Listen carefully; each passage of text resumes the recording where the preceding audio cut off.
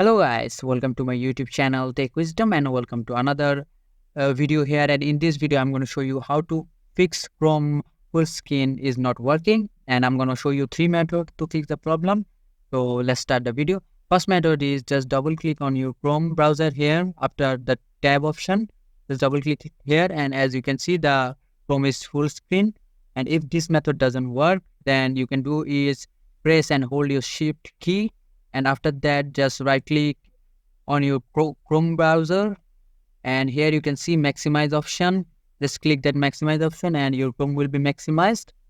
And if this doesn't work, the another way is press your F11 key on your keyboard. Just press it, and as you can see the Chrome is full screen, and press F11 again to minimize your Chrome. So this is the three way you can fix the problem, and I hope this is a helpful video for you guys. And if this does help you, please consider subscribing to this channel, and I will catch you guys in the next video.